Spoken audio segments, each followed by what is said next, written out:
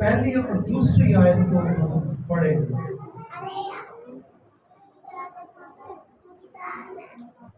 नाम के अंदर लिखा है, जब उस पहाड़ से उतरा तो बहुत सी भीड़ उसके पीछे हो ली, और देखो एक कोढ़ी ने पास आकर उससे सजदा दिया, कहा, एक खुदावन, अगर तू चाहे तो मुझे पाक साफ कर सकता है।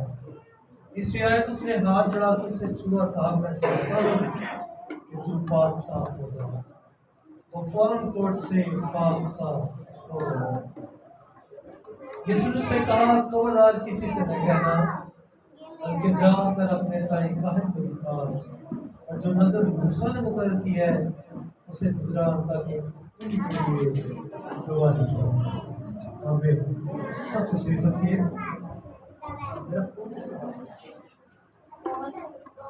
है वो एक कोढ़ी के हवाले से है। एक कोढ़ी शख्स जो है वो किस तरह से खुदा यीशु मसीह के पास आया। लोग जो थे वो अक्सर मसीह की तालीम से हैरान होते थे। जो लोग थे, हर वो शख्स जो था, वो हर शख्स जब भी यीशु मसीह तालीम देते, वो यीशु मसीह की तालीम से हैरान होते, और उसका असर ये होता कि जब वो पहाड़ से उतरा तो कलाम करने लिखा कि बहुत सी भीड़ उसके पीछे बोली।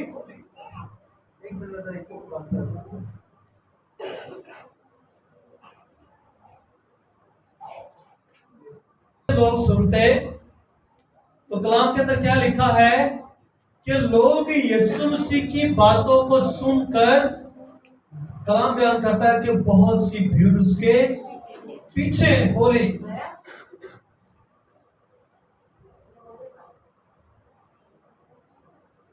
जिन पर खुदा यीशु मसीह अपने आप को जाहिर करते और ज्यादा उनको जानने की आरज़ू करते लोग, तो खुदा का कलाम हमें बताता है कि जो उसे अच्छी तरह जान लेते थे वो बेहतर तौर से उसको मानना शुरू कर देते। और फिर खुदा का कलाम जो है ये बयान करता है कि बहुत सारी बातें जो थी शादमानी और खुशी की, वो लोगों की जिंदगी पर असर करना शुरू कर देती। लोगों की जिंदगी पर क्या करना शुरू कर देती? असर करना शुरू करते, यानी कि वो असर रखती खुदा के हुजूर।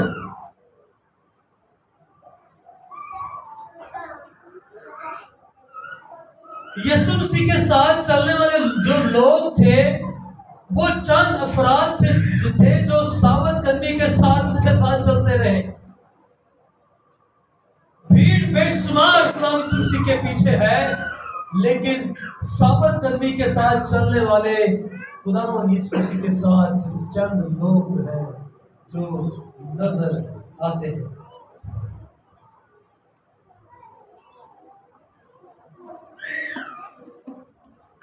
इन आयात के अंदर हमने पढ़ा है कि खुदावंद यीशु मसीह जो है वो एक कोढ़ी को पाक साफ करने का जो है वो काम करता है। इस आयत के अंदर हमें एक कोढ़ी को पाक साफ करने का बयान मिलता है। और हम देखते हैं इस बात को कि इस मौजज़े को मसीह के पहले मौजज़ों के साथ जो है वो दर्ज किया गया। और यहूदियों के दरमियान जो था वो कोढ़ को खुदा की नाराजगी की अलामत माना जाता था। यहूदियों के नजदीक कोढ़ को खुदा की नाराजगी या खुदा की नाराजगी माना जाता था। और मसीह ने कोढ़ी को शिफा देकर साबित किया कि मैं गुनाह को दूर करके खुदा के कहर वज़न को दूर करने आया। Hallelujah, hallelujah. तो ये हमारे लिए एक बड़ी अहम बात है कि खुदावन यीशु मसीह जो है वो कोड को पाक साफ करने की कुदरत रखता है। यहूदी जो थे वो इस बात को ये समझते थे कि ये शायद खुदा की तरफ से है, और समझा जाता था कि ये बीमारी खास खुदा के हाथ से आती है और उसी के हाथ से हटाई जाती है। इसलिए कोई भी शख्स जो था उसका इलाज करने की कोशिश नहीं था करता। इस कोड को का इलाज जो था वो कोई भी शख्स करने के लिए तैयार नहीं होता था। मेरी गल समझ आ रही समझ बात? लोग खुदा का मर्द समझ के इसको कि ये खुदा की तरफ से है, इसको हाथ नहीं तो लोग जो थे वो इस बीमारी के करीब भी जाना पसंद नहीं करते थे, बल्कि खुदा उनके खादमों कायनों की ज़ेर निगरानी वो इस बात को रखते थे कि खुदा के खादम जो हैं काहिन जो हैं वो दुआ करेंगे इनके लिए, तो इनका कोड जाता रहेगा।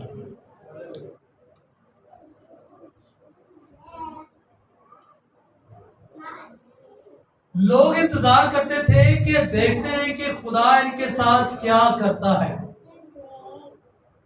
लोग हमेशा इस बात का इंतजार करते रहते थे कि देखते हैं कि इस कोड़ वाले शख्स के साथ या इस कोड़ी के साथ खुदा क्या करता है। खुदा मसीह ने बहुत सारे कोड़ियों को शिफा देकर कहा, साबित किया कि मैं खुदा हूँ। उसने साबित कर दिया कि कोड़ मेरे लिए, कोई भी बीमारी मेरे लिए कुछ नहीं है। लोग उस कोड़ी को हाथ लगाने से गुरेज करते, बल्कि वो शहर से बाहर निकाल देते। लेकिन यीशु मसीह क्या करता है? हमने अगली वर्ष के अंदर पढ़ा है, देखा है, सुना है कि खुदा यीशु मसीह ने क्या किया। और देखो कोड़ी ने पास आकर उसे सजदा किया, कहा ए खुदावन अगर तू चाहे तो मुझे पाक साफ। तो खुदावन ने क्या किया? उसने हाथ बढ़ाकर से क्या किया? छुआ। लोग जो थे, यहूदी तो थे, वो कोड़ वाले शख्स को शहर से बाहर निकाल देते थे। जो तेरा कोड़ ठीक हो जाएगा तू आएगा। लेकिन यीशु मसीह क्या कर रहे हैं? उसने अपना हाथ बढ़ाया। लोग डरते थे ना कि जैसे हाथ लाया तो सानू भी कोड़ चल जाएगा, असी भी हाथ ला के क्या हो जाएगा, सानू भी कोड़ चल जाएगा। तो यीशु मसीह ने क्या किया? अपना हाथ बढ़ाकर उसने कहा, उसने हाथ बढ़ाकर उसे छुआ, कहा मैं चाहता हूँ कि तू पाक साफ हो जाए। खुदावंद जिंदा खुदा है और वो हर मर्ज को शिफा में बदलने की कुदरत रखता है।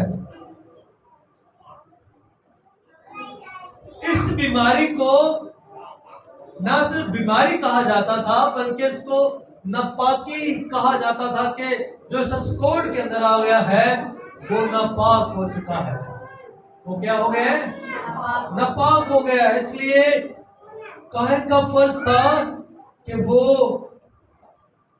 निशानियां देखकर किसी को पाक या नापाक करार दे और ऐलान करे, लेकिन कोड़ियों को पाक साफ करने का एजाज सिर्फ यीशु मसीह के पास।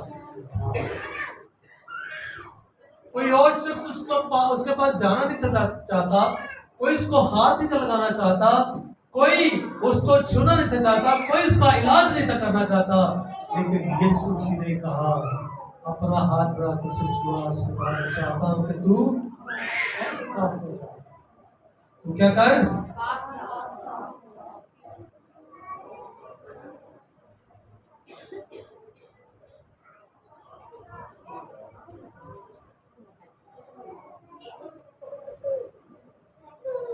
कोड़ी ने मसीह को मुखातिब किया। हम फर्ज कर सकते हैं कि कोड़ी अगर से अपनी बीमारी के बायस मुआशरे से खारिज हो चुका था, उसको निकाल दिया था और आम लोगों के करीब भी नहीं वो आ सकता था, तो इतना करीब आ गया जहां वो मसीह की बातों को सुन सकता था। लोगों से वो क्या कर दिया गया है? खारिज कर दिया गया है। आम लोगों में वो रह नहीं सकता। लेकिन जब वो मसीह की बातों को सुन रहा है तो वो इस कदर यीशु के पास आकर बातों को सुन रहा है कि मेरे ख्याल में बहुत करीब था उसके, वो बहुत उसके करीब था।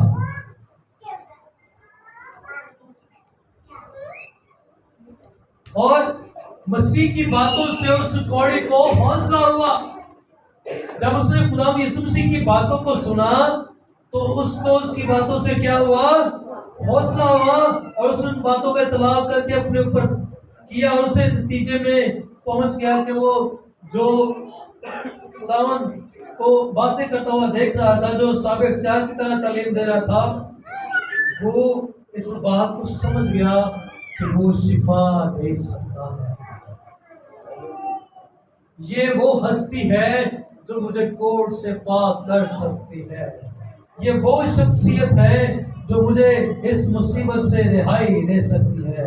चुनांचे वो कहने लगा, ए खुदावन, अगर तू चाहे तो मुझे पाक साफ, अगर तू चाहे तो मुझे पाक साफ। क्योंकि वो जान गया कि ये वो शख्सियत है, ये वो खुदावंद है जो मुझे इस बीमारी से छुड़ा सकता है, मुझे शिफा दे सकता है। इसलिए उसने कहा, एक खुदावंद अगर चाहे तो मुझे तो इस कोर्ट से पाक साफ कर सकता है।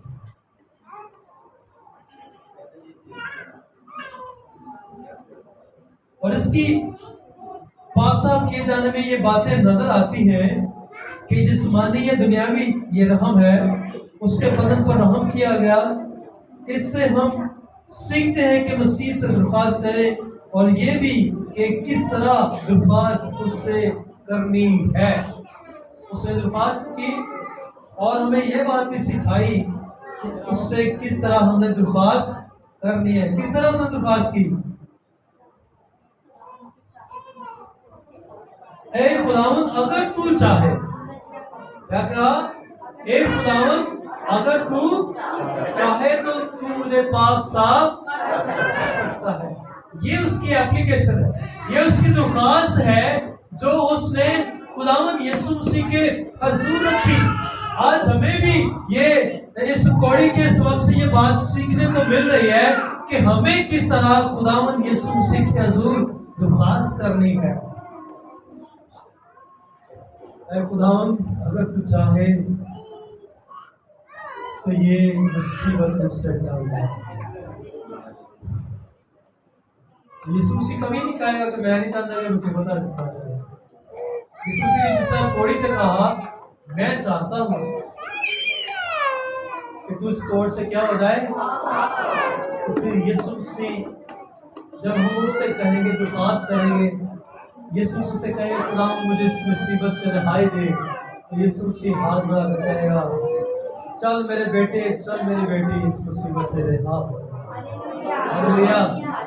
सो हमें इस तरह से ये दरख्वास्त करनी है, हमें इस तरह से एप्लीकेशन अपनी खुदा की हुजूर रखनी है।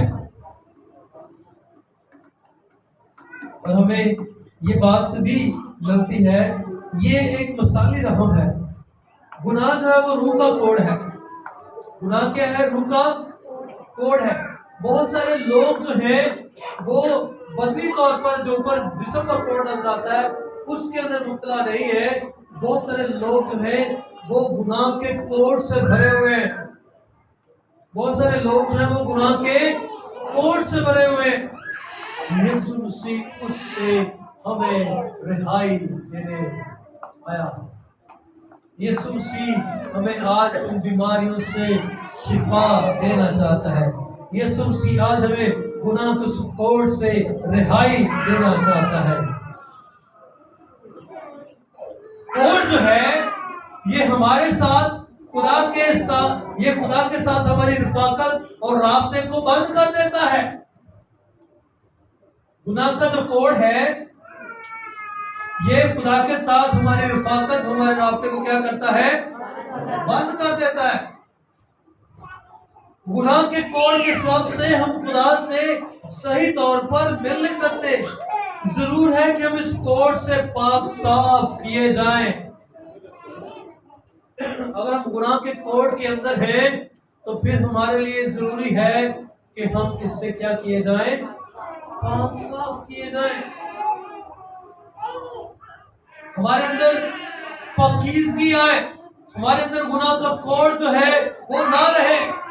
और जब गुनाह का कोड़ हमारी जिंदगी के अंदर नहीं रहेगा तो खुदा क्या करेगा, हमारे लिए बहुत सी तसल्ली जो है वो बख्शेगा और हम उस तबीब आजम से जो यीशु मसीह है जब दरख्वास्त करेंगे तो हमारा कोड़ भी, गुनाह का कोड़ भी जाता रहेगा,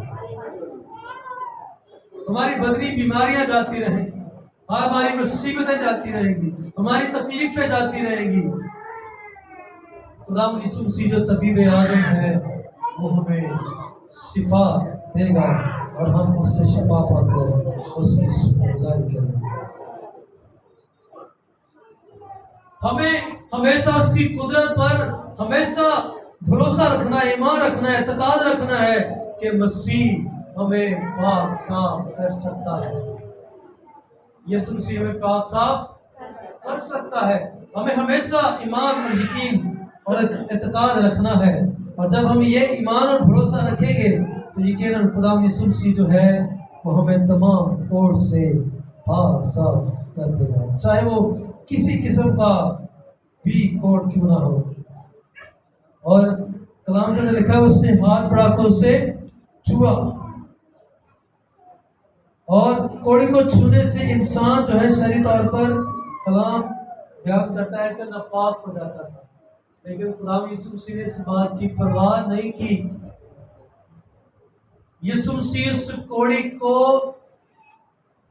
शिफा देना चाहता है, उसके लिए वो फिक्रमंद हो चुका है, उसके लिए वो चाहता है कि वो बिल्कुल तंदुरुस्त हो जाए। आज गुलाम यीशु मसीह उस कोड़ी की तरह हमें भी बड़ी मोहब्बत करता है। वो चाहता है हम बीमारियों से छूट जाए, वो चाहता है हम तकलीफों से छूट जाए, वो चाहता है हम मुसीबतों से छूट जाए, वो चाहता है हम गुनाह के कोड़ से छूट जाए। वो हमारी फिक्र करता है। सो हमें जरूरत है कि हम यीशु के करीब आ जाएं।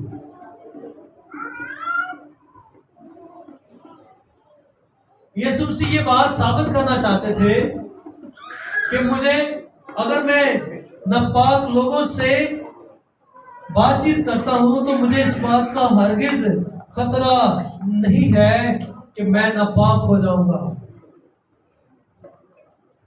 यीशु मसीह जो है वो इस बात को जाहिर करना चाहते हैं कि मुझे कोई भी जरर नहीं पहुंचेगा, मुझे कोई भी किसी किस्म का हरगिज खतरा नहीं है गुनाहगारों से बातचीत करने का। मसीह ने फरमाया मैं चाहता हूं कि तू पाक साफ हो जा। उसने कोड़ी को किसी तवील उकता देने वाली मुश्किल या महंगे इलाज पर नहीं लगाया, बल्कि उसने कहा कि तू शिफा पा चुका है।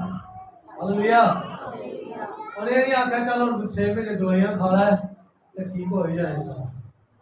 यीशु मसीह ने उसे छुआ और वो फौरन ठीक हो गया। वो फौरन क्या हो गया? ठीक हो गया, तंदुरुस्त हो गया। याद रखिएगा, जब खुदा यीशु मसीह हमें छूते हैं तो हम पाक और साफ हो जाते हैं, हमारे गुनाह धुल जाते हैं, हमारी जिंदगियां जो हैं वो खुशगवार हो जाती हैं, हमारी जिंदगियां जो है ताज़ा हो जाती हैं। वो हमें जब छूता है तो यकीन जानिए कि हमारी जिंदगियों के अंदर उसका जलाल जो है वो जाहिर होता है। फिर कलाम के अंदर हम इस बात को देखते हैं कि जब गुलाम यीशु मसीह ने उसको शिफा दे दी है, इसने उसे कहा हाथ बढ़ा के उसे छुआ, क्या मैं चाहता हूँ तो पाक साफ हो जा, और वो फौरन कोर्ट से पाक साफ हो गया। तो यीशु उससे कहा खबरदार किसी से ना कहना, बल्कि जाकर अपने ताई काहिन को दिखा और जो नजर मूसा ने मुकर्रर की है उसे गुजरान ताकि उसके लिए गवाही हो। हम जब किसी बीमारी से छूट जाते हैं, हम जब किसी बीमारी से रिहा हो जाते हैं, तो हमें जरूरत है इस बात की कि हम खुदा के हजूर जाकर अपनी गवाही को शेयर करें। हम जाकर काहिनों को अपना ताई दिखाइए। यीशु ने कहा कि जा बाहर ना जाके इतने रोना पाए। कलाम क्या कहता है? खबरदार किसी से ना कहना। इसका मतलब है कि बाहर किसी ने ना रोना पाए। क्या करे? बल्कि जाकर अपने ताई काहिन को दिखा। किसको दिखा? और जो नजर मूसा ने मुकर्रर की है उसे गुजरान ताकि उसके लिए क्या हो? गवाही हो। जब आप अपनी गवाही को शेयर कर लें, यहाँ पर बयान कर लें, तो जाकर बाहर बयान करें कि देखो मुझे मेरे खुदा ने शिफा दी है। हालेलुया। इसलिए अगर हम गुनाह के कोर्ट के अंदर हैं, किसी और मर्ज के अंदर हैं, किसी और मुसीबत ने या बीमारी ने या किसी दुख ने हमें घेरा हुआ है, आज उस कोड़ी की तरह यीशु के सामने दुर्खास्त करने की जरूरत है। उस कोड़ी ने हमें सिखाया कि हमें दुर्खास्त किस तरह करनी है। उसने कहा है खुदावंद, अगर तू चाहे तो मैं पाक साफ। तो जब हम खुदावंद से दुर्खास्त करेंगे इस तरह से, अगर आज हम चाहते हैं कि गुनाह के कोड़ से पाक साफ हो जाए, अगर हम चाहते हैं कि बीमारियों से छूट जाए, अगर हम चाहते हैं कि कोई और मुसीबत या मुश्किल हमारी जिंदगी के अंदर है, कोई और बीमारी हमारी जिंदगी के अंदर है, तो सिर्फ यीशु से दरख्वास्त करें, आप ठीक हो जाएंगे। हमें आइए दुआ करेंगे, 5 मिनट के लिए हम दरख्वास्त करेंगे। जो चाहता है कि खुदा मेरे लिए काम करे, आइए दरख्वास्त करनी शुरू कीजिए। सब